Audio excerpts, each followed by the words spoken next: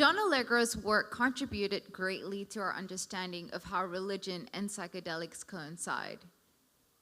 Through his study of cuneiform, a language predating hieroglyphics, Allegro wrote, I don't know if you can see that very well, but I'll read it out. In the beginning, God created. Religion is part of growing up. The reason that taught man that he was cleverer than the animals made him also aware of his own deficiencies. He could catch and kill beasts stronger and fleeter than himself because he could plan ahead, seek out paths, and construct booby traps. Later, that same foresight led him to the art of farming and conserving his food supplies against the seasonal dearths. In the lands of marginal rainfall, he learned eventually the technique of digging and lining cisterns, and so civilization began. Nevertheless, vast areas of natural resources were outside man's control. If the animals did not breed, there was no hunting. If the rain did not fall, the furrowed earth remained barren. Clearly, there was a power in the universe that was greater than man, a seemingly arbitrary control of nature, which could make a mockery of man's hunting and farming skills. And so his very existence depended upon maintaining a right relationship with that power, and that is on religion. Now, the term religion in our postmodern age brings to mind an organized system of faith, whereby a significant number of people pursue the belief of superhuman powers of entity or entities through worship.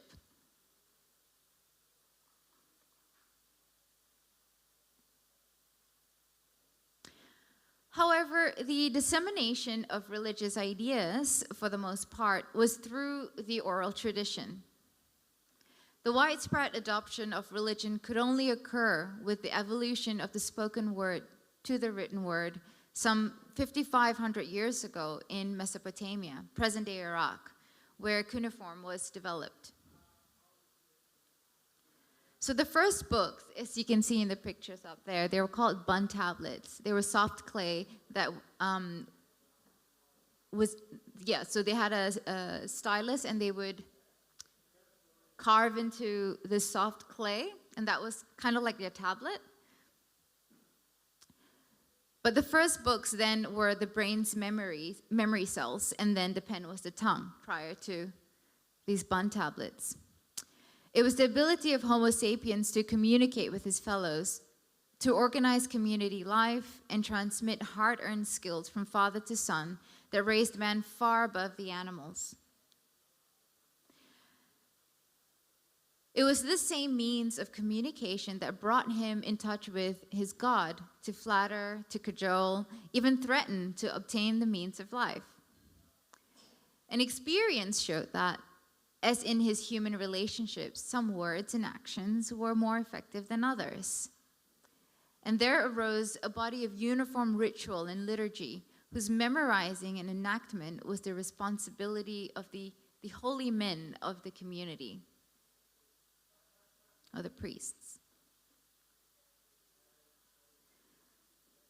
So around 2500 BC, when the first great religious poems and epics of the Near East came to be written down, Near East would be the Middle East, they had behind them already a long history of oral transmission. The fundamental religious conceptions they express go back thousands of years. Yet there was still another 1,500 years to go before the earliest text of the Old Testament was composed. So if you think about it, it is not sufficient to look for the origins of Christianity only within the previous 1,000 years of the Old Testament writing. The origins of both world religions go back into Near Eastern prehistory. The problem is how to relate specific details of these comparatively late religions with the earliest ideas about God. How do we do that?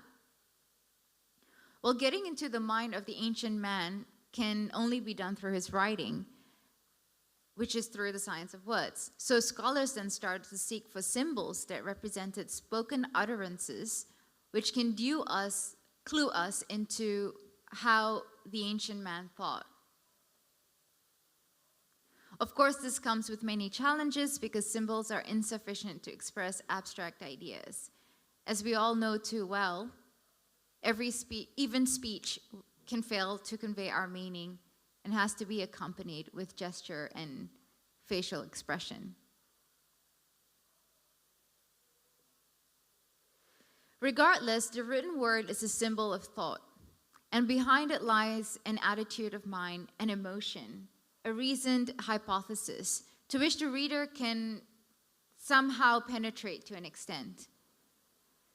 This historical perspective of psychedelics and religion is one from language, from etymology, since it seeks the true meaning of the word, words attempting to depict the abstractions of human consciousness. The etymological examination of the chief god, or rather chief god names, is possible now, and that supports this view, pointing to a common theme of life-giving or fecundity or fertility. The principal gods of the Greeks and the Hebrews, Zeus and Yahweh or Jehovah, have names derived from Sumerian meaning juice of fecundity, spermatozoa, seed of life. The phrase is composed of two syllables, ya, meaning juice or literally strong water, and u, perhaps the most important phoneme in the whole of the Near Eastern religion. And it's found in the texts represented by a number of different cuneiform signs, but at the root of them all is the idea of u, which is fertility or copulation or to mount or create. Rainstorm as the source of heavenly sperm, vegetation as the offspring of the god. And u is also the name of the god, storm god himself.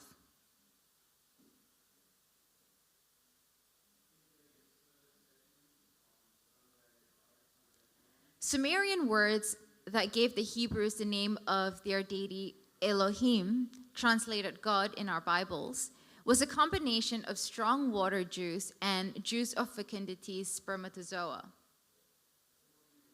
The whole fertility philosophy on which the various cults of the ancient Near East centered can be simply termed as U culture.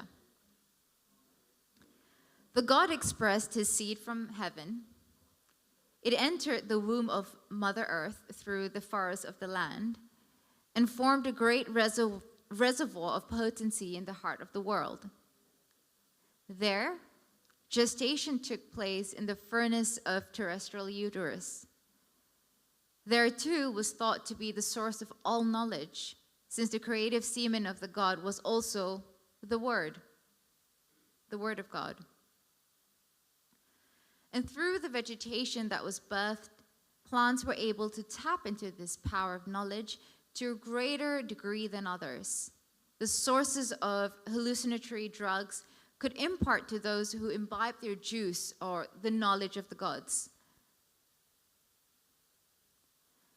Now, studies of the Dead Sea Scrolls are ancient Jewish and Hebrew religious manuscripts discovered in the Qumran caves in Palestine. They are in the northern shore of the Dead Sea, dating from 3rd century to the 1st century BC. And so the Dead Sea Scrolls, they tell us that a mystery cult existed, whereby few people knew its secret doctrines. The initiates intentionally did not commit their special knowledge to writing, even though they had writing forms, as they were normally transmitted orally. And so the novices are required to learn directly from their mentors by heart through memorization, and they were placed under the most violent oaths, never to disclose the details, even under torture. So when such special instruction was committed to writing, the initiates took utmost care so that it could only be read by the members of the sect by using a special code. And so plant mythology, known for thousands of years over the world, the whole of the ancient world, provided the New Testament cryptographers with their cover. And therefore, mushroom stories are believed to be embedded in the Old Testament.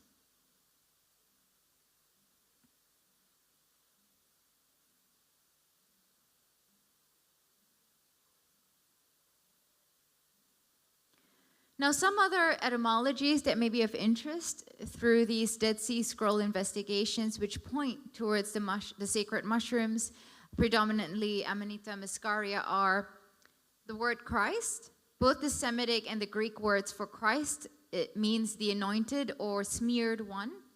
It came from Sumerian terms for semen or resinous saps. It was used as the equivalent of one of the Old Testament mixer of the holy anointing oils. These oils anointed contain hallucinogens for the purpose of sacred rituals. You've got Christos, or the Messiah. It may also well come from the Sumerian terms. And also it is true that Christus back then was often mispronounced as Christus, meaning good or useful because of the beneficial properties of its juice.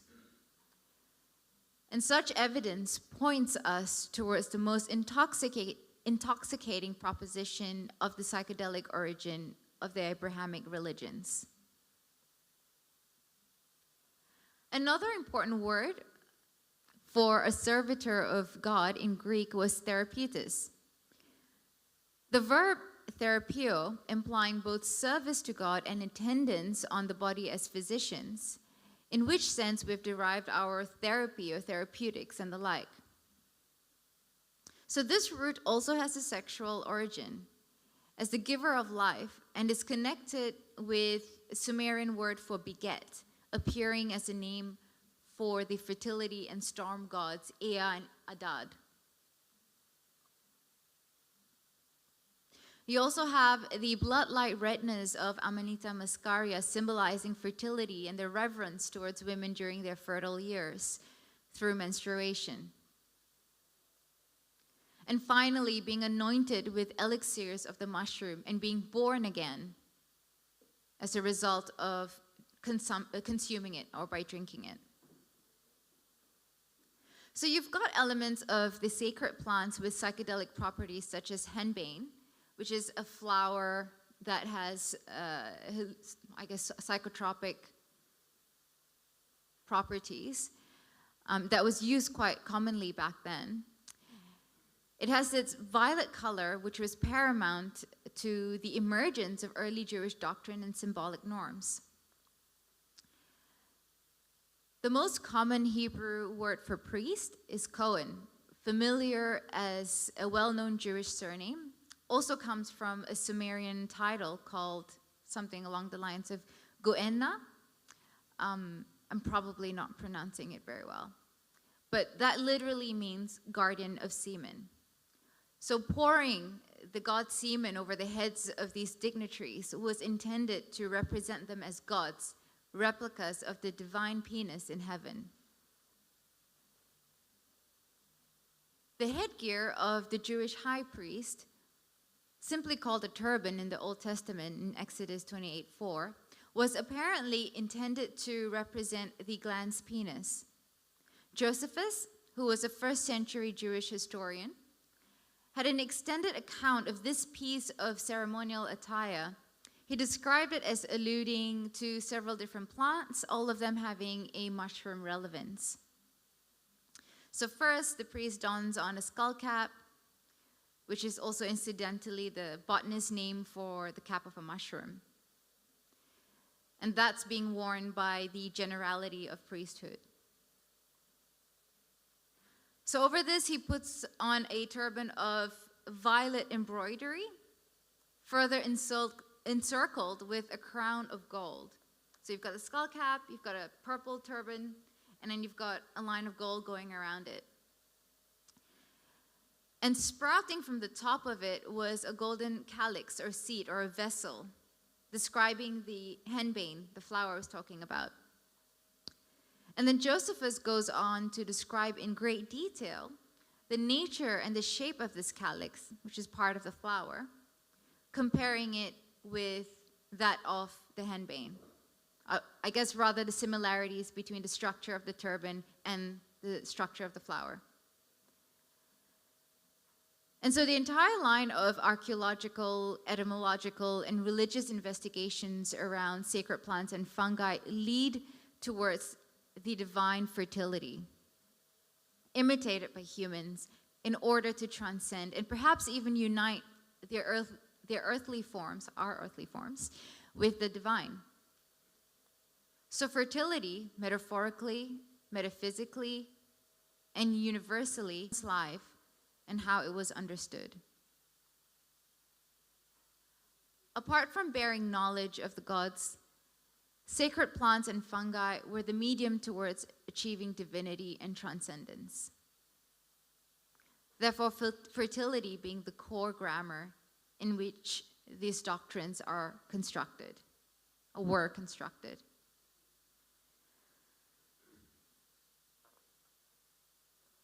So this is another paragraph from Allegro's book called The Sacred Mushroom and the Cross. Testament story. In a sense, he is representative also of the initiates of the cult, Christians, or smeared with semen, as the name means. By imitating the mushroom, as well as by eating it and sucking its juice or blood, the Christian was taking unto himself the panoply or splendor of his God, who's imitating the God. As the priests in the sanctuary also anointed themselves with the god's spermatozoa found in the juices and resins of special plants and trees. As the priests served the god in the temple, the symbolic womb of divine creation being the temple, so the Christians and their cultic associates worshiped their God and mystically involved themselves in the creative process. In the language of the mystery cults, they sought to be born again when purged afresh of past sin. They could then apprehend the God in a drug-induced ecstasy. Fully to understand the part played by women in the mushroom cult, it is also necessary to appreciate their role in the creative process itself. And the fungus represents a microcosm of the female part of the birth cycle. And this is where Allegro's discoveries led him to uncover the maternal archetype and her religious role as a cultic prostitute, and the part played by her ritual lamentation in the raising of the sacred mushroom. Now, apart from Allegro's work, in 2022, so last year, Martinez, another researcher, concluded that after a thorough examination of goldsmithing and other quimbaya art, that the quimbayas, which they are an indigenous Colombian tribe, they also knew the secrets regarding sacred mushrooms. And they used them in a fertility cult involving a goddess represented in the form of a frog. And this frog kept the mysteries of the sacred mushrooms, including Amanita muscaria. It also held the secrets for other plants for spiritual purposes in ritual ceremonies performed by the tribe. And included in this list of entheogens are hallucinogenic secretions from, of course, the skin of frogs. I don't think there's frogs, though.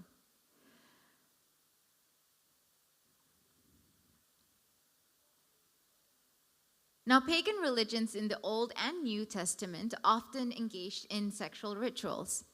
The concept of sympathetic magic. And this is the belief where they could influence the gods' actions by performing their behavior, the behavior they wished the gods to perform or demonstrate.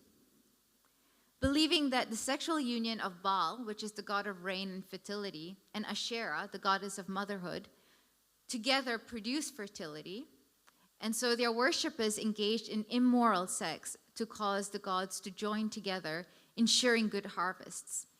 And this practice became the basis for religious prostitution, further affirming Allegro's hypothesis.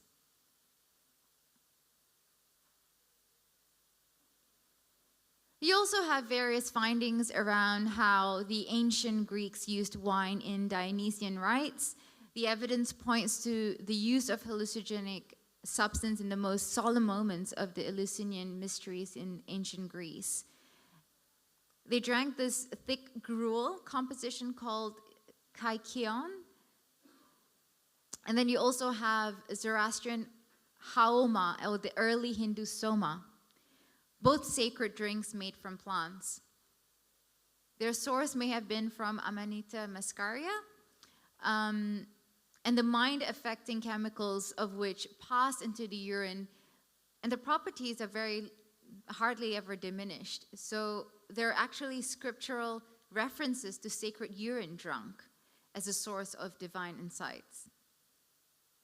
Then you have the use of kava in the Pacific Islands, notably Fiji, and the same may be said for the use of iboga in equatorial Africa, where the discovery of such usage is very recent, and also historical records are quite meager.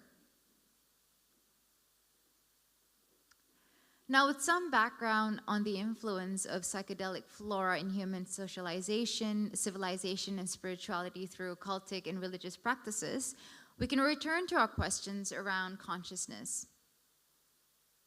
What is it to be conscious? Perhaps this pursuit will finally help us realize that we're simply a species embedded in an ecology, that all the divisions of race, ethnicity, religion are simple artifacts of our evolutionary journey. Perhaps we can now come to see that there is a commonality that underlies our seemingly separate paths. That similarity is consciousness.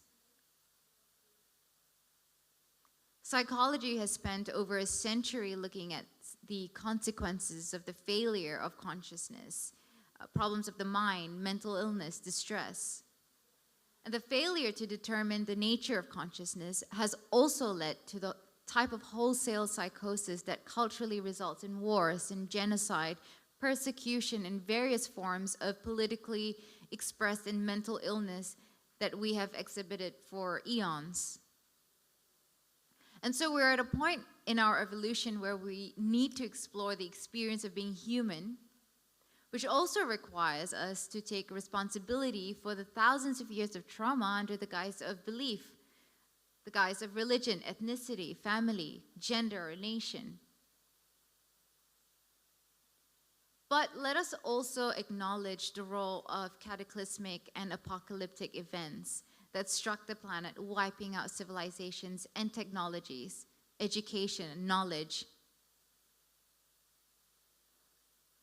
Apart from our flaws, we're still capable of great compassion, great innovation, art, creativity, science, and healing, alluding towards our feeble grasp on the extent and complexity of consciousness.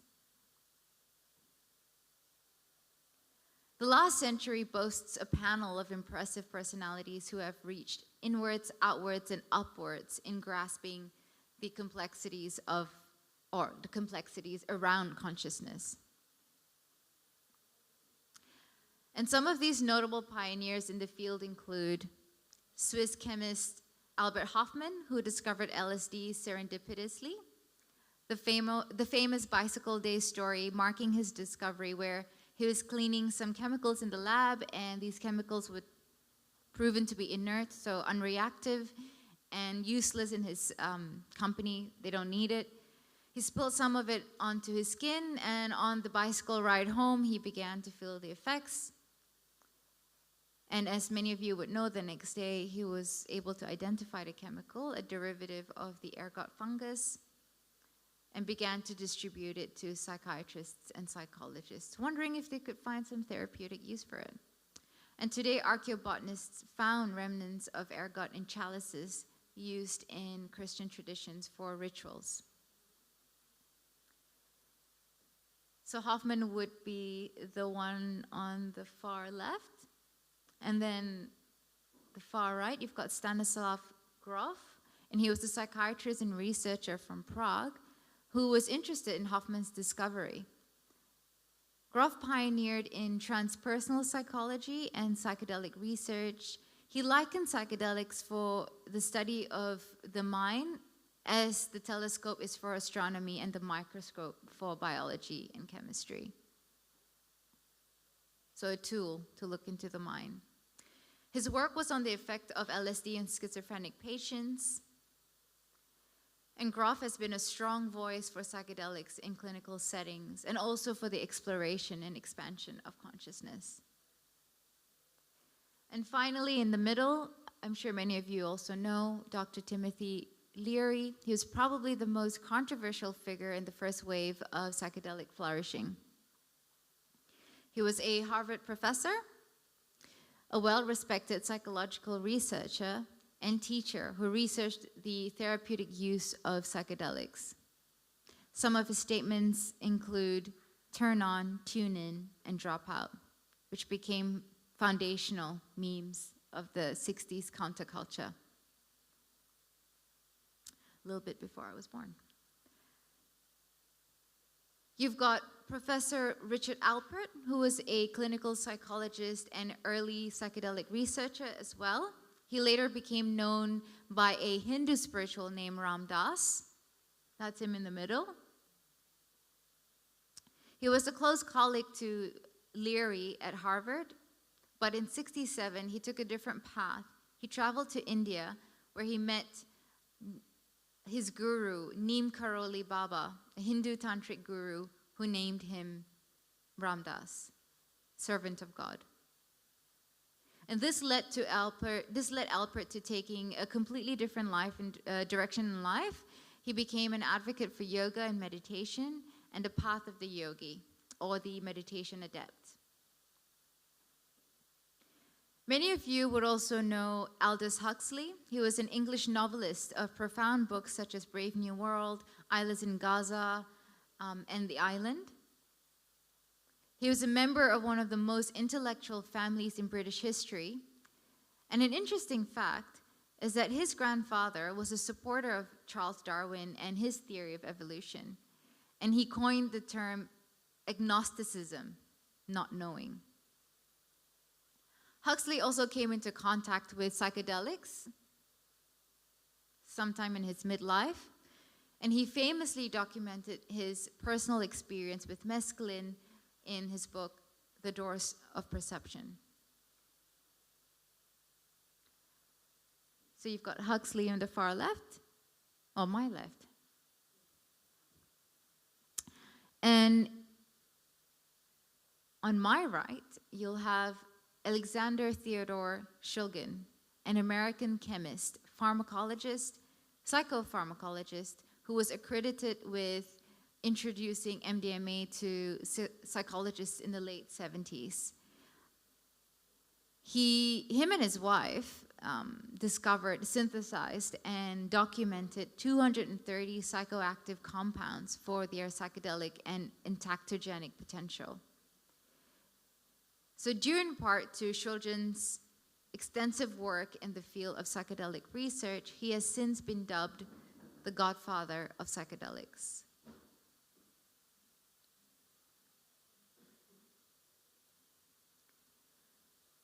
The modern applications now focus mostly on psilocybin and MDMA, and researchers are now considering the potential of these drugs being used to treat a variety of different psychiatric and neurological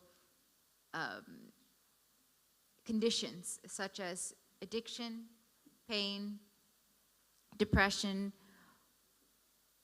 which is potentially facing a meaning crisis, end-of-life anxiety, and PTSD, post-traumatic stress disorder. We also don't want to forget the benefits of microdosing either.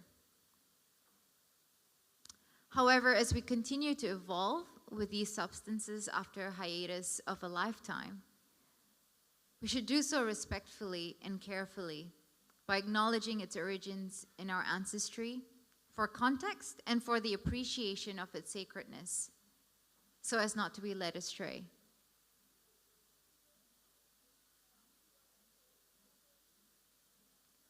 I want to close with a quote by Graham Hancock, a British author and journalist who has written several books on history, archaeology, and mysteries of ancient civilizations. Ancient societies had anthropomorphic gods, a huge pantheon expanding into centuries of dynastic drama. Fathers and sons, martyred heroes, star-crossed lovers, the deaths of kings, stories that taught us of the danger of hubris, pride, and the primacy of humility. These gods were not myths or abstractions. They were like you and me, flawed and passionate. Their tales were full of sex and jealousy, murder and miracles, ecstasy and wonder. Over time, as science strove to explain the universe with ever greater success, the gods retreated into remote celestial realms. Their role in human affairs diminished to the vanishing point, and by the time they'd been reduced to the merest mechanisms of cosmic clockwork, they ceased to exist. The psychedelic experience, whatever its nature, is intimately bound up with this ancient and tenacious shamanic tradition of the West. Graham's words highlight the important role that psychedelics played in ancient societies, where they were used to connect with spiritual entities and explore mysteries of the universe. These experiences were often intertwined with the religious and cultural practices of these societies, helping to shape their beliefs and heal the world, including the tortured. It is ultimately our responsibility as an emerging generation of healers to respectfully carry the baton of faith and knowledge of the psychedelic medicine to the next generation. I thank you for your time and attention.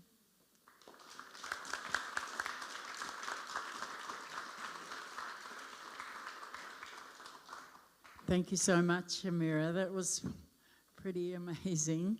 I hope you enjoyed. Does anybody have any questions for Amirah?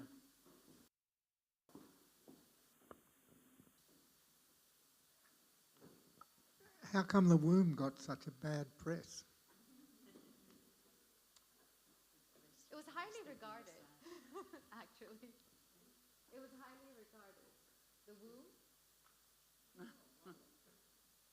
It was, yeah, I just couldn't get into it too much. There's a lot of information. It got really detailed around menstruation and its blood, the color of it. Any more questions?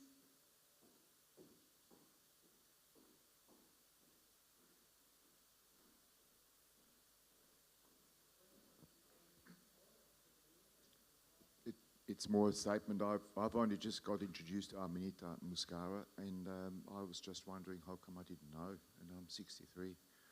So how come they kept it secret from us? Did everybody hear that? Yep. I believe that started with Nixon on the war of drugs, with his war on drugs, when everything was shut down. All the research. Yeah, that's right. A lot of the information I presented today, well, almost half is from this book, The Sacred Mushroom and the Cross by John Allegra. This is an updated edition from 2009, but it was first published in 1970. So it was actually quite a long time ago that he discovered and did all this literary investigations. So I highly recommend it. It's really hard to read, though. It's very linguistic. Took me 6 months. And that was the Cliff Note version. Any more questions?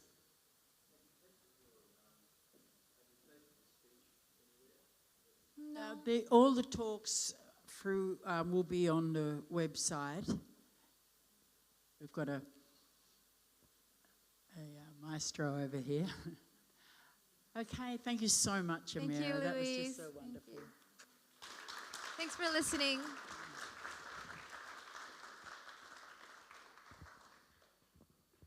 Well, while Amirah's packing her computer away, I'd like to introduce you to. Oh, hang on a sec.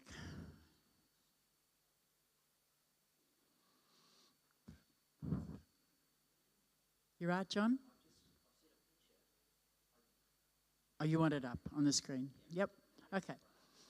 So I want to introduce you to John Lee Paddy, who has had a very interesting journey. And he had a tragedy in his life a few years ago where he lost his daughter to suicide, and that ricocheted him into a new place where he finds himself today. So please give it over for John. Thank you, Louise, and thank you, everybody. And, boy, where do I start? I actually really feel quite honoured and quite privileged to be here. The journey I've had since Freya passing has been tough, but hello, is that better? Sorry. But I really can't sing the praises enough. And it has really changed my life to who I am now, to who I was before. So a little bit of background. I've lived very much a mainstream life. I was someone who enjoyed a drink, got into any drugs. I had a fairly busy life. I grew up in New Zealand. I travelled the world for a couple of years in my early 20s. Wound up in Australia and nearly 40 years ago to the day today in 1983. Company grew it to by the late 90s it was the biggest post-production company in Australia. So I really enjoyed that whole business side of my life. Got married to my first lovely wife Alice in 1986. 1987 had my first child Maggie.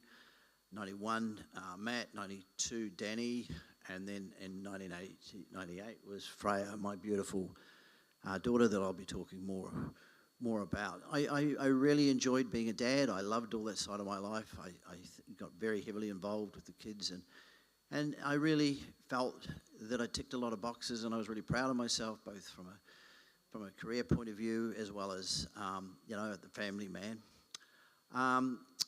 Trundling along, I separated from my first wife in 2003 and divorced 2004, and then I married my lovely second wife, Led, who's in the front row here, and kindly given up her Mother's Day, where she could have been with her first granddaughter for the first time, to be here. So thank you, darling, for making the effort to be here with me. It means a lot. So moving along, it was 2016, and both Lizzie, as I call her, and myself got a calling to go to Peru and sit with ayahuasca. So 2017, we jumped on a plane, experienced Iquitos, a very interesting city, and we jumped on a boat and went 40 kilometres down the Amazon, and into the heart of the Amazon, literally into the heart of the Amazon. We sat with ayahuasca 5 times over 7 days, and it was meaningful. I got a lot out of it, but I wouldn't call it life-changing or anything like that. It kind of opened my eyes to what plant medicine was about. I connected with some stuff that was very powerful, but I really didn't understand what messages I really needed to take out of it. So, and I also didn't respect the integration that you really need to have after you do these medicines. It's more important than the medicine itself is the actual integration. So we came back, and then in 2019, on the 9th of October, to be precise. I was in bed at 10 o'clock at night, and I'd actually had a big day drinking with a friend of mine, and I got a phone call from my son Danny, who actually lived with me, but he was two floors down, and he said, "Dad, I just had a call from Mum. Freya's tried to commit suicide, and yet the paramedics have been able to get her heart going again. So next thing, we're in a car into the hospital."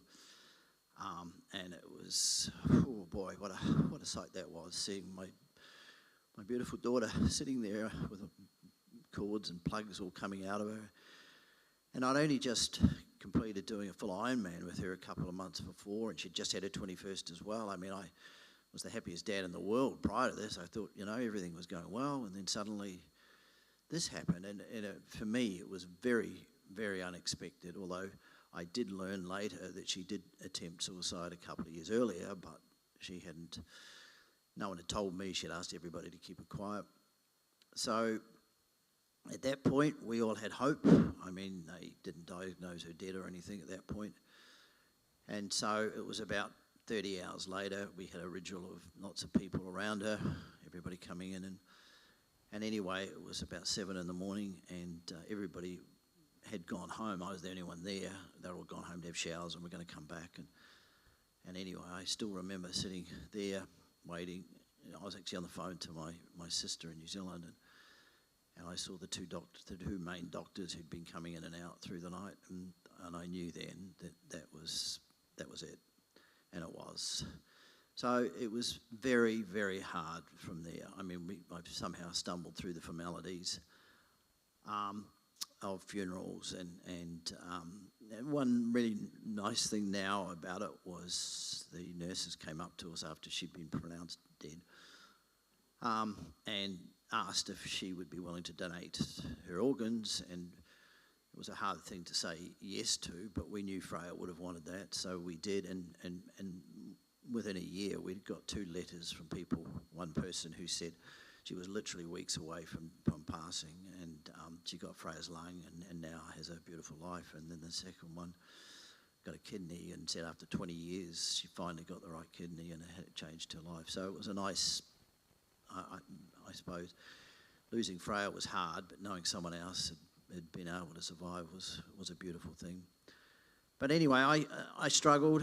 I just really turned to alcohol. I was a mess. It was like part of me had died, part of me that I really didn't know what was the purpose in life anymore. And it was just every day I just really wound up getting drunk, and I had a couch at home and I just sit on the couch and watch TV. I don't even know what I watched. I didn't even think anything went in. And I'd often just fall asleep on the couch, and Lizzie would throw a blanket on me, and that was another night passed. It just was horrendous. I remember on about a month after she passed, and that's my beautiful daughter there, Freya, about a year before she decided to leave us. I went on it was a Melbourne Cup day, and I went to a friend's place. It was probably the first time I got out of the house, and got pretty drunk, and on the way home, I can't even remember it. My wife, I evidently said, let's go and have a Mexican food.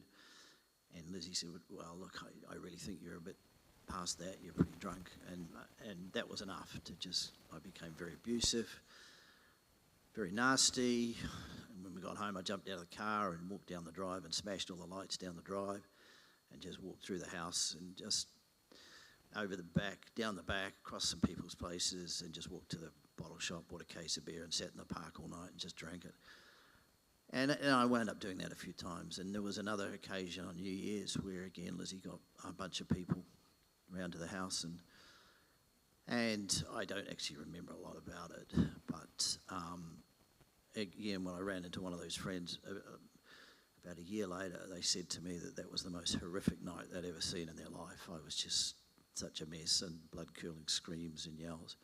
So I found it incredibly difficult, having had such a connection with her. I felt I'd got everything right, and why did this happen to me? So Lizzie was suggesting lots of things. She found different counsellors and things, and nothing really clicked until one day she found the name of someone through a contact that specialised in both people that were probably going to commit suicide, but also people that were left after people had committed suicide and helping them. And it was another plant medicine journey. So I went, okay, I've been there, done that, so let's try that. And so we trundled down to Goonagary and met this lady, and she agreed.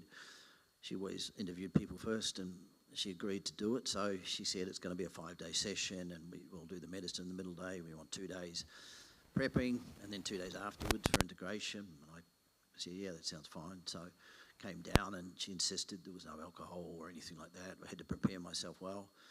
Lots of walking in the bush, lots of connecting, lots of psychotherapy from her or counselling, which really did help. And then, and on the massage table, she was big on sort of trying to identify the blocks in the body. And this was all kind of really new to me, but okay, I went along with it. I think anything can help here. But anyway, day 3, I was on the massage table.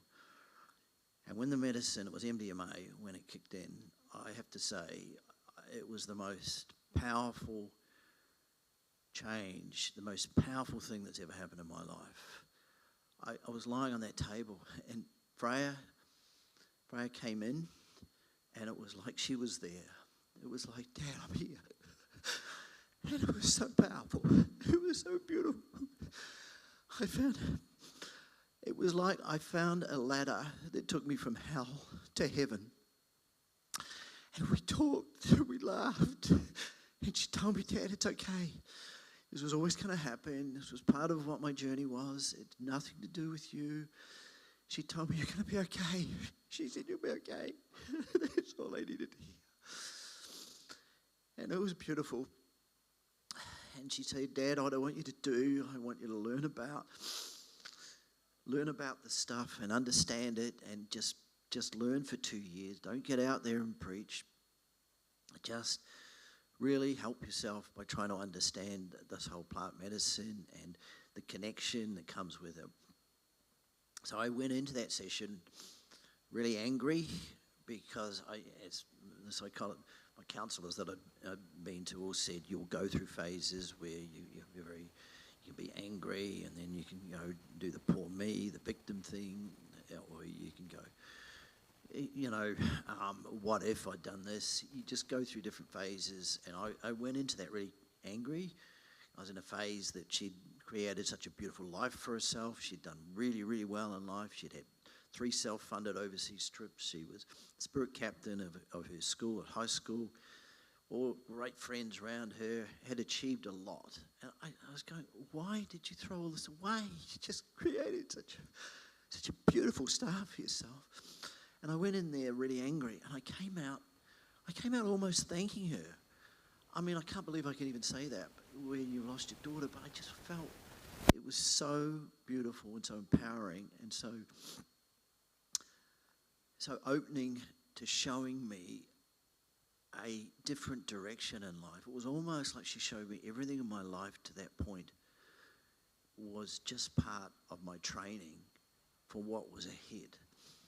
And I was 4 hours on the table in the room with the music and everything, and then we went out, and at this place in Goonagary in the bush, the medicine woman had a bath, this old rusty bath out in the bush, and she'd run the bath, and I went out and I got in this bath, and it was just, and she rolled this joint and had a smoke, and it was like the most amazing place that I'd ever been. It was like I could talk to the birds, I could talk to the butterflies, I could talk to the trees, I could feel the energy all around me, and it was just like I'd literally died and gone to heaven. It just felt like that, and that really, it was that feeling is still with me today.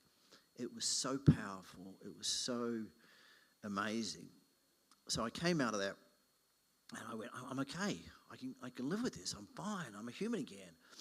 So a couple of weeks later, I actually had a business in New Zealand. We lived in New Zealand for a while, and it was an indoor fitness bike shop. And my partner, the biggest event we organised every year was a 190k bike ride from Auckland to a place called Coromandel. And so I knew Yanni, my partner, was going to struggle without me being there. So I just jumped on a plane and went over, and everybody's going, are you okay? I said, yeah, I'm fine. I've done this plant medicine. I'm fine. And everybody's going, sure.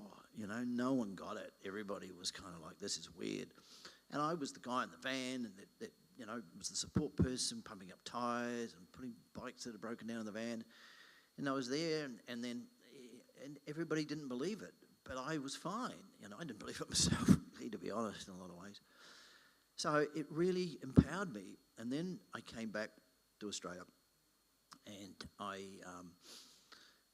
I'd booked into this detox retreat with a lady who, again, had come through a contact of my wife, and it was a food-based detox. We went in, and it was in Malani, and again in the bush, and it was over 6 days. And on day one, she said, "Look, I actually do ayahuasca as a medicine lady," and she said, "You know, if you're all interested, I'm happy to do one day where we do it and sit with the medicine." So everybody agreed, and so the next 3 days was very heavily focused on preparing ourselves for that journey. And I went into that session very nervous, and I have to tell you, it was one of the most painful things I've ever been through. When that medicine kicked in, I was on the mat, and it was like I was in agony, and it was like I was getting stabbed in the feet by something, by a spear. And it was like I was going, screaming of pain, and I wanted to go to the toilet. I was busting to go to the toilet, and I was trying to throw up, and I was just dry reaching, and the medicine was saying, "You're not going anywhere. You're staying here. We want to deal with some stuff." And it showed me how bad alcohol had been in my life. And it was like watching a movie. And I had always thought alcohol was fine. I grew up in a culture where you work hard, play hard, and I really only drank normally when I was rewarding myself. And, you know, I was always worked hard, and at the finish of an event or playing a game of squash or something, you could enjoy a drink. And anyway, it showed me how I'd used it. I'd used it to manipulate people, situations, and I used it to my advantage. And I was so disgusted, really, in myself. The medicine said, "You need to give it up. You need to give it up forever." And I fought with the medicine, and I was fighting on this mat, and it was just horrendous. And then eventually I went, "You're right. I'll give it up. I'll give it up forever." And the second I did that, it was again like I got that ladder from hell to heaven, and it was just amazing. It was like I didn't need to go to the toilet anymore. The stabbing went away. It was like I was in bliss. It was just beautiful. And so I came out of that, and immediately we all had a sharing, and I said, "Well, I'm going to give up alcohol. I've just seen it." And I think Lizzie was a bit, bemused and thought that it wouldn't happen. But then and it's now been 3.25 years, and apart from having a couple of beers on my mother's wake a few months ago, I haven't touched any alcohol, and I haven't needed it. I've been around people a lot that are drinking, my lovely wife enjoys a glass of wine every night when she has dinner, and often there's other people there, and they might have a couple, and it doesn't worry me. I'm just not interested in going near it. And when I did have a few at my mother's wake, it felt good, but that's all I needed. And I said, "Thank you," and that was it. So the power of the medicine is so powerful that it really can help you. But the key is to really prepare yourself well for it. I mean, to finish that story with the alcohol, I came out of that, and I apologised to my wife. I said it's been a real problem in our marriage. I actually rang my ex-wife, and I said, "Look, you were right. I can see now." I said, "I'm sorry. It was me that caused the problems." And then I got all my kids, and I spoke to them all individually, and I said, "Look, I got it wrong. I've really been a bad influence and all of that." And it was easy to do that. It wasn't hard because I could see it, and the medicine had shown it to me. And I went, "Wow, there's got to be something in this." So then I over the next 2 years, I followed Freya's advice, and I've wound up doing 16 paid shamanic courses, largely shamanic based, mainly out of shamanic type people in the States, and there's one out of the UK. Very, very good courses, very well structured, and it really introduced me to shamanism, which is all about connection to everything around you, connection to the trees, the birds, the sky, the earth, the water, the wind. And a lot of these retreats involved rituals around that. And I found that so amazing, the way it has so complemented the medicine and the medicine journeys that I did. And I've since done another couple of journeys in there, like a top-up. And it's really changed my life of where and who I really am. I mean, I had a beautiful life before, and I'm really proud of what I did, and I'm really happy that I got all those opportunities. But this is a completely different world that I'm in now.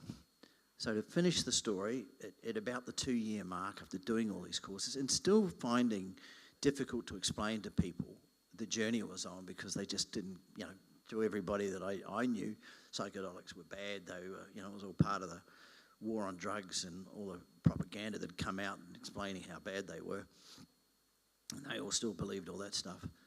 And then in November of, what year are we in now? 21 it would have been.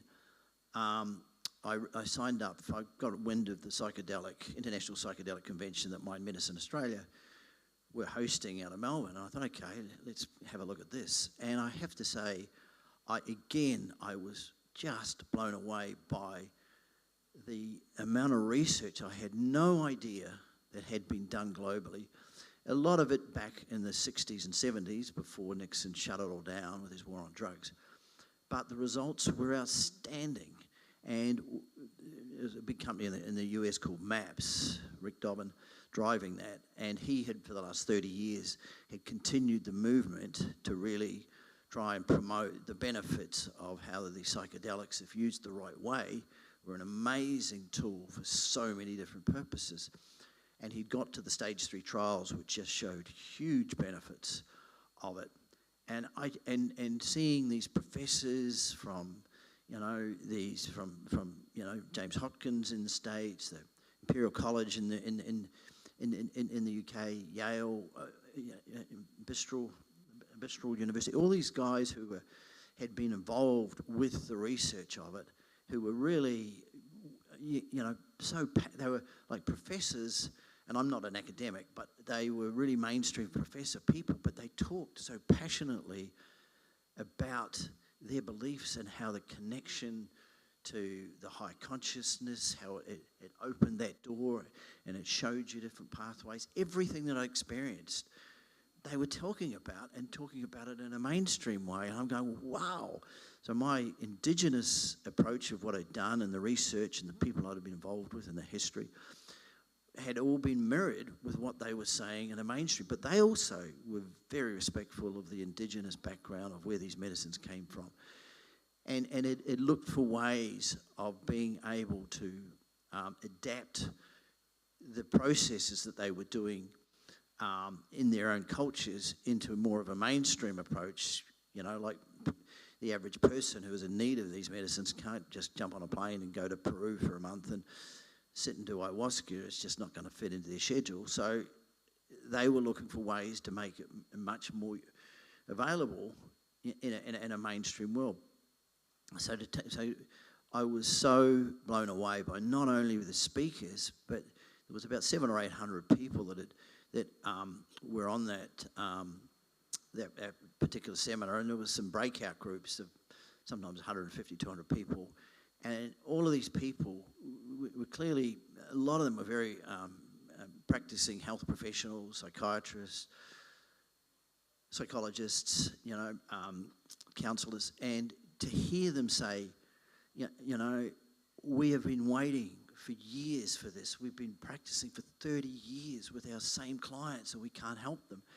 This is so amazing. Why isn't it available? I mean, it was just the positive energy that came out of that was amazing. I thought, okay, I've got to do something to help these guys because they're lobbying the government. And part of the seminar, there was some pretty high-profile, mainstream, as I call them, Australian. Chris Berry, who had been head of defence in Australia, he was such a believer, he was developing his own centre in Dubbo using ketamine because it was legal to help the returned servicemen with PTSD. And he spoke. Andrew Hobb, who was at one point Deputy Prime Minister under Tony Abbott, who's also, had been an advocate of something's needed for mental health for a long time. He spoke as part of the seminar. So it wasn't just, people that had anecdotal evidence. It was people that had done the research and been involved in the research, the clinical research. And I went, this is real. This is, and everything I had felt in me, everything that helped me with Freya, everything that helped me with my life, I was seeing it in a mainstream world. I thought, God, what can I do here? So I then asked if I could do the CPAC course, which was really only open to working health professionals, but because of my background with the shamanic stuff and because of the doco I made for them after their seminar, my background is in film and television, and I made this doco that went extremely well. The first week that they put it out there to their member base and all the people, it had over 30,000 downloads in the first week. It had really supported the cause for them, and so they allowed me to do the course, which I found absolutely amazing. It was a brilliant course. The instructors were so connected from both sides, from the indigenous side of the music, medicine, to the mainstream side of it, and it just filled so many gaps for me. And one of the processes in shamanism that I learned to try and better understand who we are, which is called energy body mastery and energy body healing, which I did both those courses twice and really enjoyed. It's effectively a way of helping people connect with their archetypes or their energy body internally. So you effectively go in and try and track the source of where your trauma is and go to the start of it. As part of this, I realised there was a mainstream side of doing exactly the same thing. A guy, Dick Swartz or Richard Swartz, out of the States, had developed this over 40 years. And I read his book, No Bad Parts, and it was exactly the same. It was about, and inner family systems was becoming one of the, main tools that psychotherapists were using, along with other processes, which I learned as part of this course, like CBT and ACT. And I'm sure Nick, who's talking next, can tell you a lot more about that than I can. But for me, as someone who had nothing to do with any of this stuff, through my main life, it showed me, wow, this is real. This is what we need. This is what the world needs. This is what everybody needs to do, not just people with traumas. And it opened that world. And so I stand here today, and I'm absolutely not only convinced in it, but me as a person, I've changed. I've changed for the better. I feel it's for the better. I'm not getting bogged down with some of the shit that I used to get bogged down, the little things. I'm not interested. Like I'm not even interested in drinking. I was always keen on getting into competitive sport, and I'm not interested in that anymore. I've changed my diet, my food, my choice of music. I'm in a different world, but it's a world that I can see a light at the end of the tunnel. It's kind of like, as I said before, my whole life has got me to this point, and it's all benefited me for who I am now. And I'm now excited going forward. Every day I wake up and I can smell the roses. I look at the trees, the birds. I just love waking up. And no matter how much shit gets thrown at me, I've just had a pretty horrendous last 6 months, losing my brother, losing my mother, losing my dog, getting robbed twice at home. And I can go on and on with a whole bunch of other. The house got flooded badly. We've had to move out. And construction has been a nightmare. I've got all this shit going on, but you know what? It doesn't matter. You really learn to not get bogged down. I mean, one of the key things in shamanism is they say that, the present is called the present because it's a present to us. We're alive. We're present.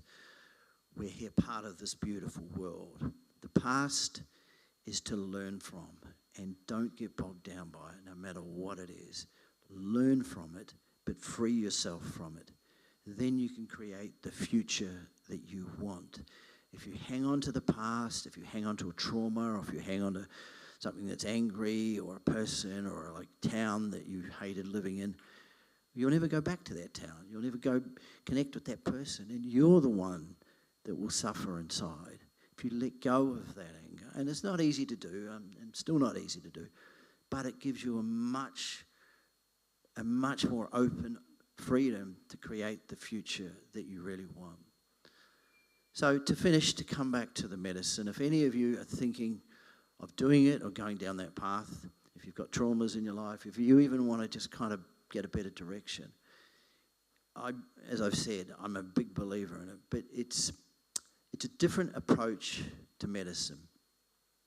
So this is the way I see it. In our mainstream world of medicine, which thank God we've got, and I fully support all of the people that are out there, medicine is more what I call a passive approach. So if you go to a doctor, he basically just diagnoses you. So if you've got a sore throat, you've got a headache, you've got this, okay, here's a pill, go to the chemist, get this pill, and go home, lie down for 3 days, and you'll get cured. So you're relying on the pill and everything around you to fix yourself. This medicine is not like that. The medicine doesn't fix you. It's not there to do that. It's the same. It works the same as an anaesthetist does in an operation. The surgeon needs the anaesthetist to put you to sleep, and he can't operate without it. But the anaesthetist doesn't fix you. The medicine only shows you. So a metaphor that I love using is, so life is like a journey through a jungle. And at times that jungle gets really, really hard to navigate through. And then sometimes the fog will come in as well, and you get yourself totally lost. So what happens with the medicine, it lifts you out of that jungle. It lifts you above the fog. And you can see where you are, and you can see where you want to go, and see where you're going wrong. But then you've got to go back down into the forest, and you've got to do the hard work. This is not about a pill that's going to help you. You have to face yourself, you have to go internal, and you have to be ready to deal with your own shit, because, again, in shamanism, they say 90% of everything in our lives we create. 10% is circumstantial to different things, but everything that we create within. I mean, a simple example for me of that is, let's say you can line 10 people up and call them all a bastard, and 5 of them won't care, and 3 of them might get pissed off with you, and 2 of them are never going to talk to you again. Well, what's the difference? You've called them all the same, and they all react different. So it's nothing to do with the person that calls you a bastard. They're only triggering you. So the person that doesn't want to talk to you, go internally. Find out why you've triggered differently to someone else, because it's in you that is causing your problems. And learning that, as hard as it is at times, to face your own truths, to face your own shadows, is part of what the combination of the medicine and the shamanic courses have shown me. So if you're going to do the medicine, you've got to do the work with it. And it helps if you do have already a belief in something, some higher, as they say in AA, I think it's the second of the 12 steps, that you've got to believe in a higher power that's greater than you, that you can rely on, or something, words to that extent. And that's what it's like in this. And we have, as we've just heard through Amirah, that through history, we've all, our humans have used altered states to actually connect to what is out there. In religion, it's in prayer, so we sit, dear God, and we connect to our God, or in meditation, we go internal and we try and connect, or in shamanism, it's drumming and journeying. And it's all about connecting to that higher consciousness, or your spirit family, or whatever you feel is there. So with the medicine, it does help if you have a belief that there's something there that can help you. It's not a they've done actual clinical trials that show that there is a much higher success rate of helping you with whatever your illness is if you do believe that. The second thing, which is also very important, is what they call set and setting.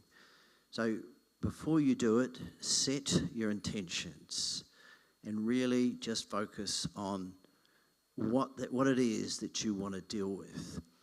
And setting is the location that you do it. You don't want to, like normal mainstream medicine, you don't want to take a pill at the end of the busy working day and go home and hope for the best. Anecdotally, that can work, but the chances are much less than if you prepare yourself, you go into the right environment. But the key thing is don't do it alone. You know, it's like I've heard the metaphor, does a surgeon operate on himself? No. We all need support. And I think part of the mental health crisis that we've got in this country is the lack of connection that we have, that we've lost over the years. We live very insular now compared to the communities and the groups that we could rely on around us. In the States, they've done a survey every year for the last 30 years, and they ask people how many close friends that they have in their life and that they could share everything about their life. And 20 years ago, the average answer was 5. In the last 5 years, the average answer has been 0. So we've lost that ability to connect, and that causes a lot of anxiety within us. So when you do this, do it ideally with a trained professional therapist, someone who understands who you are. But if that's not possible, find someone. There's plenty of people out there, I'm sure we all know, that we can trust and we love and are willing to be there and support us. And you need that support, particularly when you're on the medicine. You need that person with you.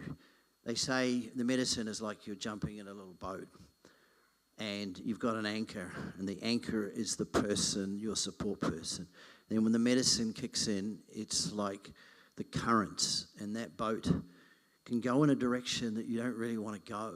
So you need the anchor to be able to pull back to.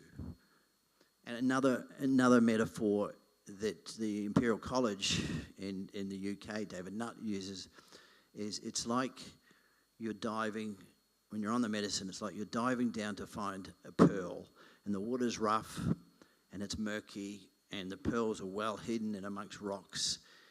But the whole idea is going down and getting that oyster and bringing it to the surface and cracking it open to find the pearl inside it. And they say that the support person is the air tank on your back. You need that person with you to help you stay alive. And that, to me, is probably the most important thing.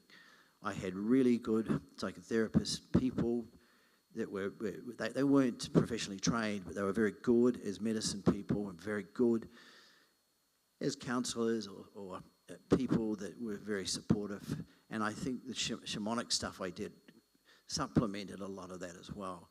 And it's the combination of the two that has helped me integrate what I've seen in the medicine, because it doesn't always come through straightforward when you're on that medicine. It can be in riddles, or it can be in a way that, you know, it takes a while before the true message comes through. So I believe in it. I'm here to tell you how amazing it's been in my life, how much it's helped me with this beautiful girl here. I talk to my daughter every day. She's there. I know she's there. I miss her dearly. There's nothing like having her in the flesh. But you know what? It's just beautiful. Freya, I love you dearly, and thank you for everything you've helped me with. So, guys, if you're looking at it, I recommend it, but please do it safely and do it with all of those things I've talked about. So I think I've bored you all enough. Much for listening. Thank you so much, John, for that deep and honest and courageous talk. it made me think about how important it is for us to all have no fear in allowing each other to see our vulnerabilities, because we all have them. We all have fears and struggles, and the more open and honest we are with ourselves and with each other, the more we can all grow through these things together. And has anybody got any questions for John?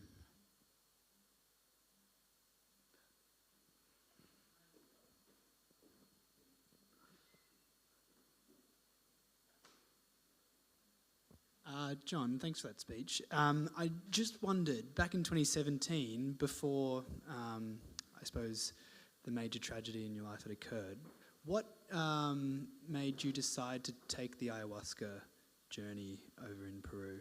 Were there other things going on that you were looking for change, or...? Yes, there was. I won't elaborate too much on that at the moment, but it actually goes even further than that. I did hear of ayahuasca years earlier, and I watched a doco on it, and I was really quite open to sort of exploring. I mean, I've always been someone that likes to, trial things. I'm not scared to give things a go. You know, the success in business, success in doing Ironmans and all that sort of stuff has come about by just really giving it a go. And I suppose there was a calling. And they often say with ayahuasca, it calls you. And there was something there, and then my lovely wife read an article where she was at a hairdresser's salon, came home and talked all about it, and then we watched a doco together and thought, well, let's do this, and maybe this is what we need to do. So yeah, it was a calling, and looking back in hindsight, it was the beginning of the path, preparing myself. I believe that had I not done that, I probably wouldn't have been as open to it when Freya did pass.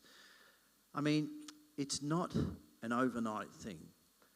It's like anything in life. You might be the best runner in the world, but unless you train, you're not going to make it at the Olympics, or you're not going to make it wherever you do. You've got to put the hard yards in. It's like an apprenticeship to be a carpenter or a builder or whatever. It takes years to get to the point, no matter how good you are. And this is the same. I mean, we've had our whole lives living these patterns, these default mode networks that they call in science, or these traits that we've got that they say 85% of them don't serve us well. And they say most of them are formed in the first 7 years of our life. And you've been, in some cases, my case, I've been practicing those for over 50 years. Well, suddenly, to change is not going to happen overnight. And it's taken all of the years that I've been doing this to actually get there. But it's got to start somewhere. And I believe that was part of where it actually started. Thank you. And John, did you ever do the CPAT course or work with people that have done the CPAT course from Mind Medicine? No, I did do the CPAT course, absolutely. Did you like it? I loved it, absolutely loved it. I have to say, fronting up that first day with all these, psychiatrists, psychologists, mental health workers, counsellors, I thought, okay, here we go. But they were beautiful. It was a beautiful group of people, and what was there was a common interest, a like-minded interest, that every one of them was there because they wanted to help their clients. They wanted to help their people out there. They were sick of not being able to be able to help their clients. So there was a common theme amongst us. Okay. I've just been told off. So, but yes, I did do it, and I thoroughly recommend it to anybody. And I think I have to wrap up now. So look, thank you very much for being attentive. So thank you.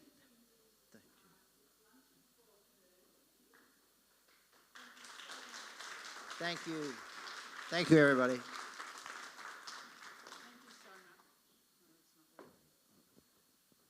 Thank you so much, John. We're privileged to have you. Thank you for inviting me. I met John at the CPAT course, and as I did Amirah, and as I did our next wonderful speaker, Nick.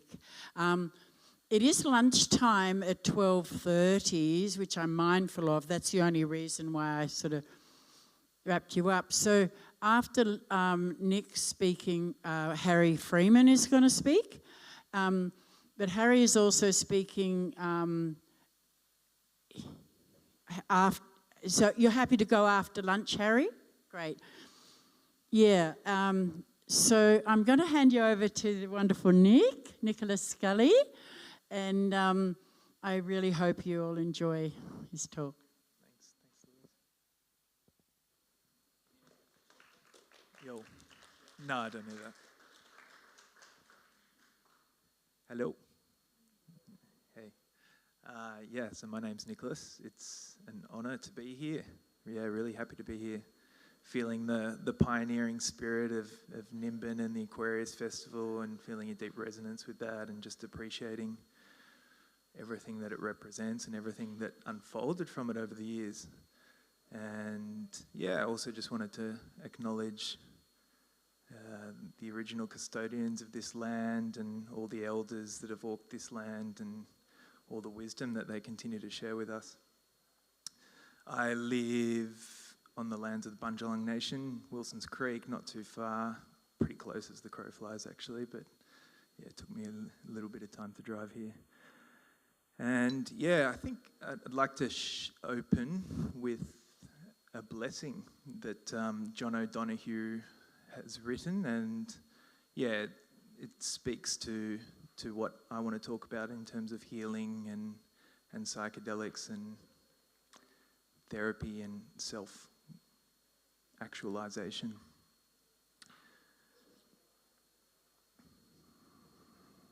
May you recognize in your life the presence, power, and light of your soul. May you realize that you are never alone, that your soul in its brightness and belonging connects you intimately with the rhythm of the universe. May you have respect for your individuality and difference. May you realize that the shape of your soul is unique, that you have a special destiny here, that behind the facade of your life there is something beautiful and eternal happening. And yeah, so the topic of my talk, what I named it as, was how meditation, psychotherapy, and psychedelics can all be a method to access self, which John O'Donoghue names as soul here. And yeah, I'd like to share my perspective on it, if I can. And is everyone happy for that? Yeah, great, thank you. Yeah, so I am a doctor. I'm not practicing in the public health system as of the last 2 years. I'm now working as an acupuncturist, Chinese medicine practitioner, psychotherapist, and I also run meditation courses. So through my own journey and my work, I've come to this current moment and what I'm sharing with you. And yeah, the psychotherapy technique that I'm working with is one that John mentioned. It's called internal family systems. And a lot of this perspective is inspired by that model, which resonates really deeply. And I guess the core of it is the light that each one of us holds, the unique self that we are, and the healing capacity that is possible when we are connected to self. And yeah, in my experience, this is a really powerful modality, IFS in itself, but also a really powerful framework to see who we are as individuals and connected to the universe in general. Yeah, in some ways, I really see the hospital is sick, and in many ways, this kind of connected healing really is missing from a lot of mental health, physical health, emotional health, community health, environmental health. It really is an individual and collective healing process that is taking place and needs to take place. And I really find this model and this concept an important piece. So the self, yeah, I'll talk to the self and from myself, hopefully. So I'm sure we've all had experiences of times when we felt very calm, very connected, very open, curious, non-judgmental, compassionate, loving, caring.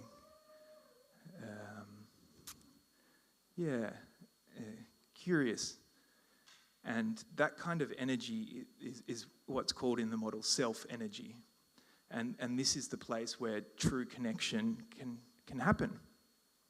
And in our individual healing journeys, there are perhaps parts of ourselves that we've been less compassionate with over time, and parts of ourselves that we haven't even wanted to hear, and parts of ourselves that we've kind of pushed into the corner of our beings, and they feel icky, they feel disgusting, perhaps there's shame, perhaps there's a lot of pain that feels too much to go to.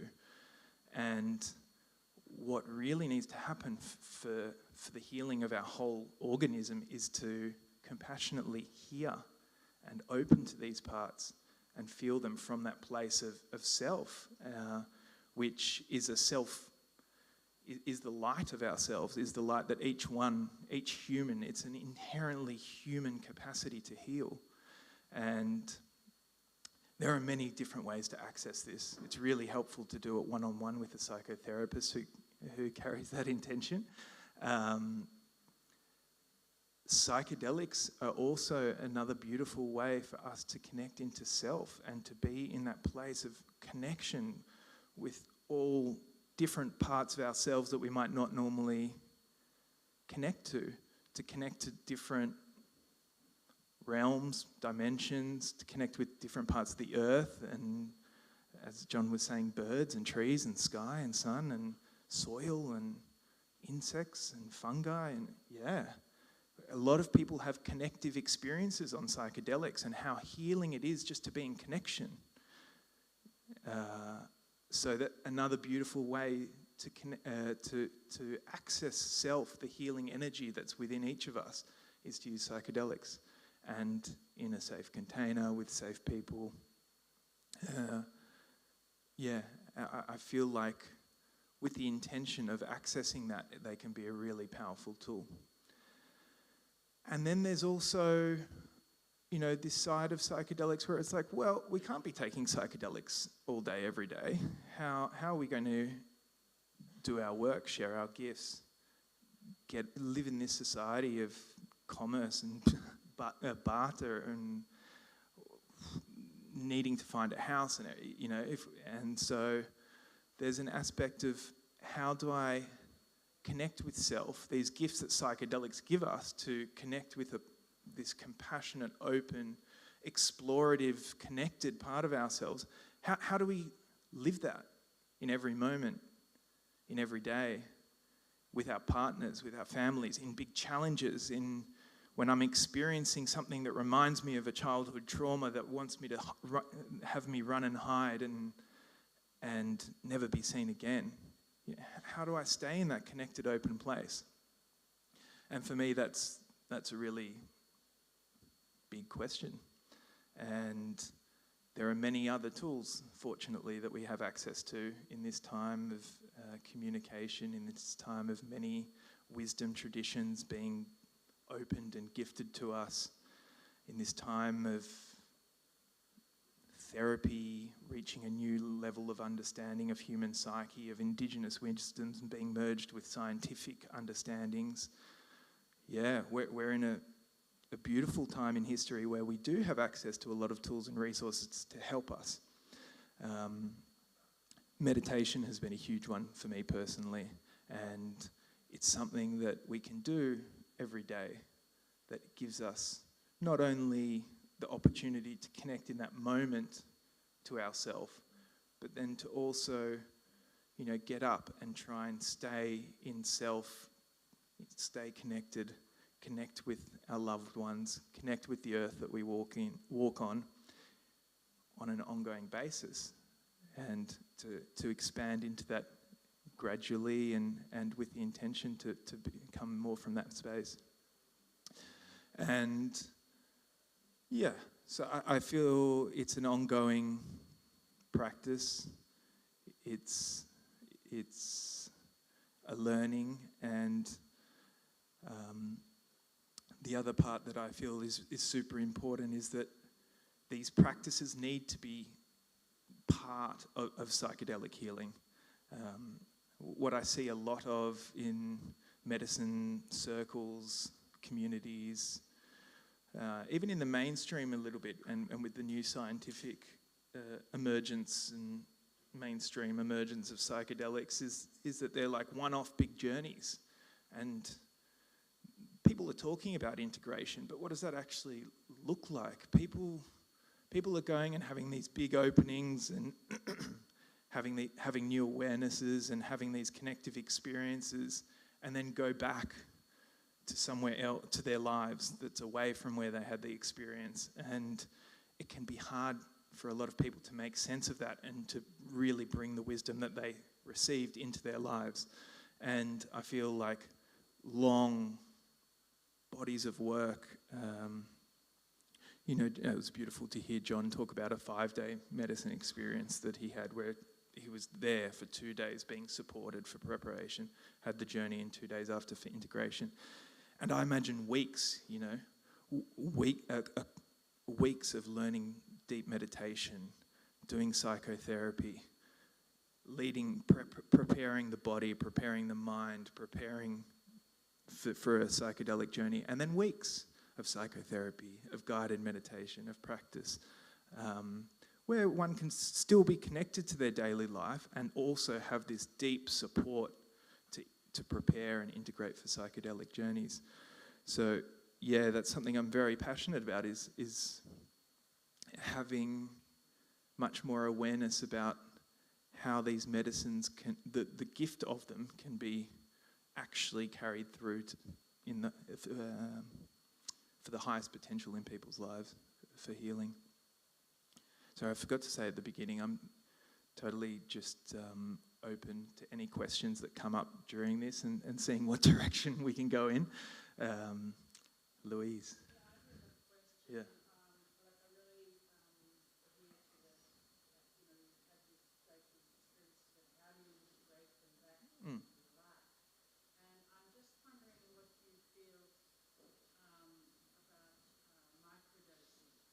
Microdosing. Louise is asking how I feel about microdosing. Yeah, it's interesting, isn't it? It's a very Western medical model, microdosing. It's like an antidepressant. We have this model, it's like, oh, you've got to have medicine every day, otherwise you're going to be sick. I know. But so we've taken this medicine, psilocybin, which is an amazing, has been used traditionally in ritual, in ceremony, and we've kind of converted it into this almost antidepressant that you can take every day in a capsule in a microdose. And it's like, oh yeah, I feel better now, great.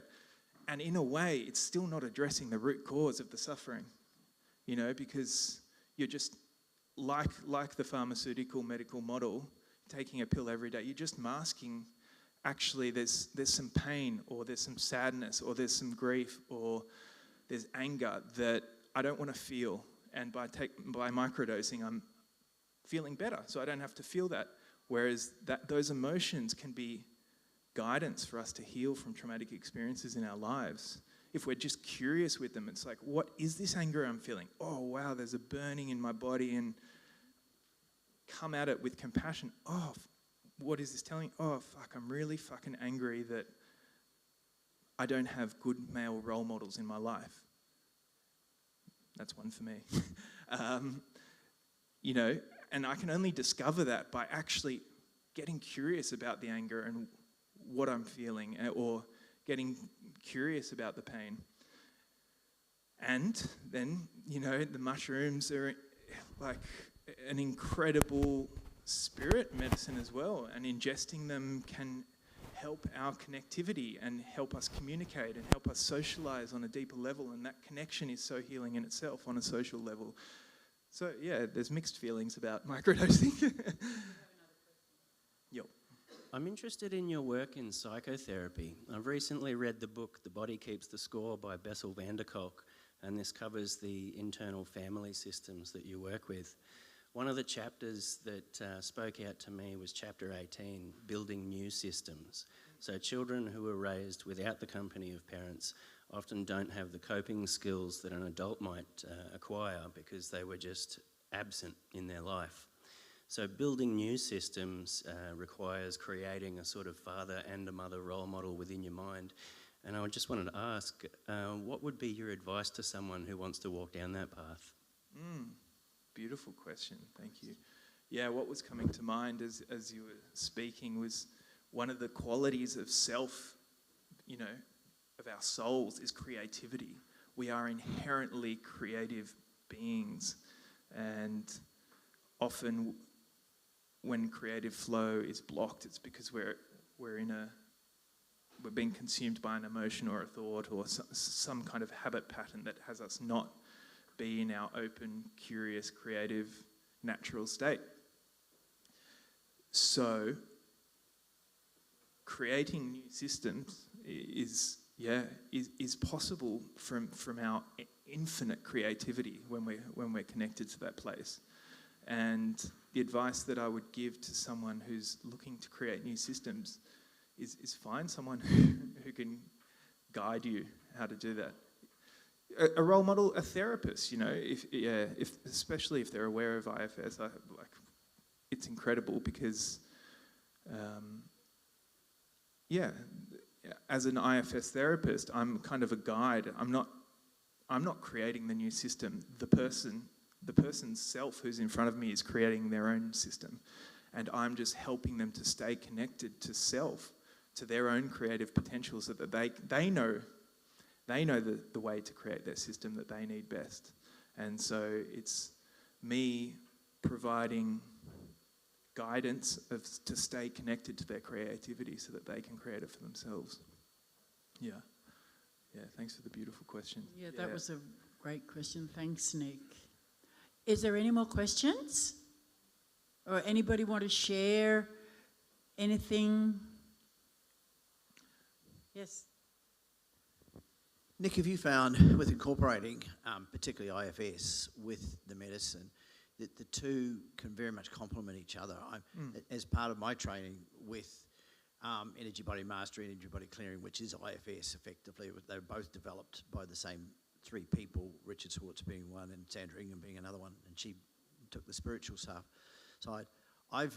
So as part of my training, we had to work in groups, and so people would work on me and I'd work on them, but there were some pretty deep sessions that people were working on me, which involved a lot of deep stuff, tears and really coming into stuff. And then when I was doing medicine after it, sometimes months later, I would find it would pick it up at that same thing, and it would take it a whole lot further, and it would give you better answers. It would take it to another level. Have you found that as well?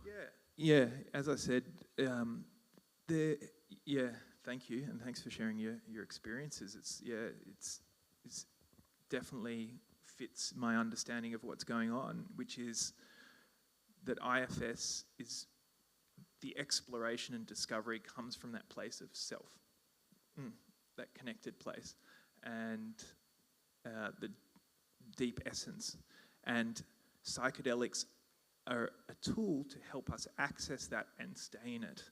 So when you say you discover more layers of or deeper insights, perspectives on something that you'd already known about, but you found more, it's probably because you're curious, you were open to seeing what else was there. You were in that connected place where you're open to receiving wisdoms and different perspectives. And so they're extremely compatible because they're kind of doing the same thing. And psychedelics are a tool to make the work a bit more accessible and absolutely not necessary. It's a bit of a quick access, like shortcut in a way, and it can have its own complications sometimes, as all shortcuts can. And it can be beautifully compatible with IFS, for that reason of anchoring in that state, which in our daily lives can be difficult to access. But, with practice, with regular therapy, with regular guidance, with regular meditation practice, for instance, it becomes much easier to access that place. Yeah. Thank you, Nick. We have another question here. Thanks, Nick. That was very interesting. Could you tell us more about the specifics of the medicines? What are the options, their availability, the lead-in times coming down, and what you would choose as psychedelic medicine, whether it's LSD or mushrooms or whatever, and dosaging? That's a whole other talk. So basically, it's all available nowadays, pretty much. Yeah, whatever medicine. Everything's pretty much available. I mean, it's not legal, but you can find many underground practitioners, particularly around this area in northern New South Wales. It's like the most abundant area for practitioners of medicine probably in the world. What I would recommend for someone completely depends on what their intention is, what their life history is, what they're working with in their life. Each medicine has different qualities and capacities and gifts and side effects as well. The ones that are being legalised now in Australia are psilocybin, which comes from magic mushrooms, and MDMA, which comes from a sassafras tree, but isn't really considered a classical psychedelic. It's a bit different, and that's particularly being used for PTSD because it helps people go back into extremely traumatic experiences without the traumatic response that they have usually without that medicine, and so that's beautiful. It's a very connective medicine. It really brings one into this place of openness, care, compassion, so that you can approach those traumatic experiences from that place, which is very healing for that part of the organism that has experienced those traumas. Psilocybin is, it's incredible. It's much more psychedelic in that it's more visionary. It's more hallucinogenic in a way. And that's being used for addiction, for depression. They're having amazing results in clinical research in America with treatment-resistant depression. Basically, people have had depression for 20 plus years that no pharmaceutical medicine has been able to help them with, no psychology has been able to help them with, and they get lifted out of this depression with 1 to 3 sessions with psilocybin. So, and from people's reports, those people with depression, it's a lot about perspective shift. It's a lot about seeing their lives, seeing their experiences from new perspectives. And I come back to being in self. These people probably haven't had access to self because of destructive patterns, emotions, thoughts, experiences that happened to them in early life for 20 plus years, and now they get an experience of being able to see from a new place. And then there's all the medicines that are used by many shamanic practitioners from indigenous cultures: ayahuasca, peyote, San Pedro. What else is there accessible around here? Mescaline. Yeah, mescaline's the active ingredient in a lot of the cactuses, peyote and San Pedro. And then there's iboga, which is from Africa, used in several tribal cultures, one in particular in Africa as an initiation tool.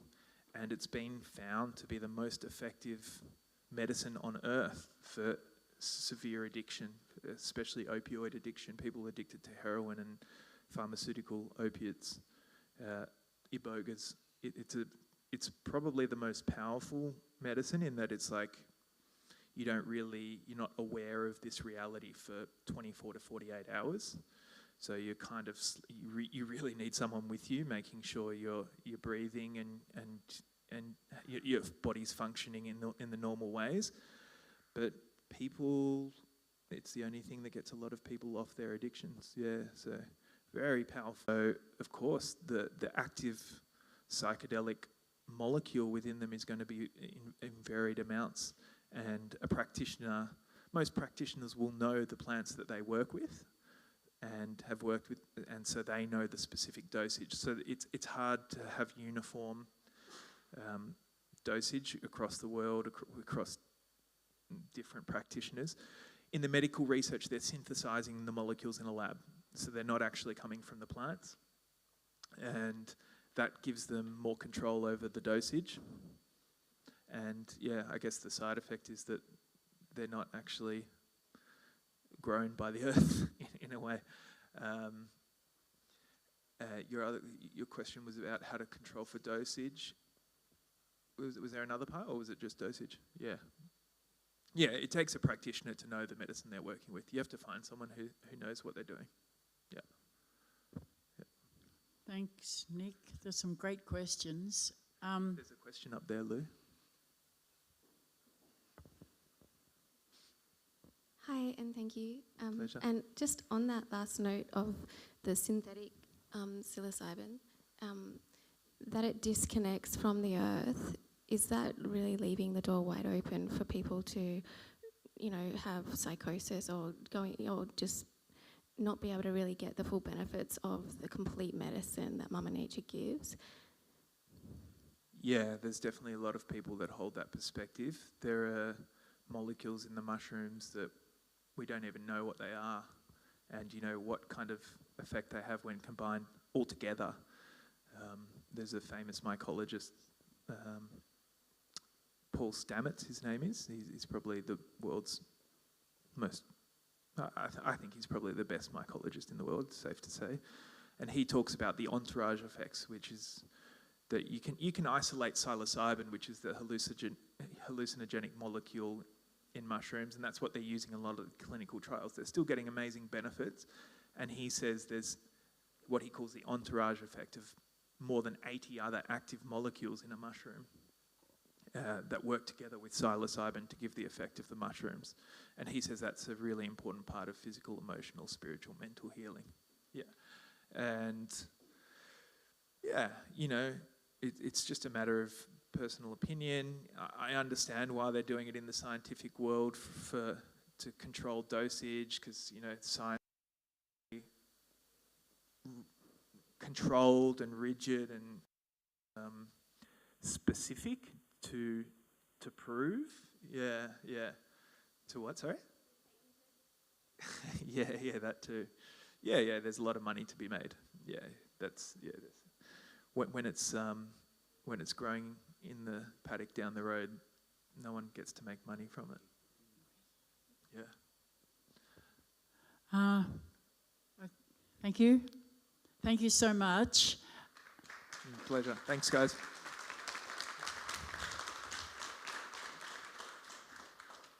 It's I'm pretty sure it's lunch is ready, and it smells pretty good. After lunch, we break for an hour. Jen, do you break for an hour usually? 45 minutes. So at about 1:15, sorry, we'll come back and we'll hear from Harry Freeman, who's got very interesting dialogue, and Jackie Bastani will join us also, and her practice is very interesting. So I hope to see you all back here after lunch. Thank you so much to Amirah and John and Nicholas.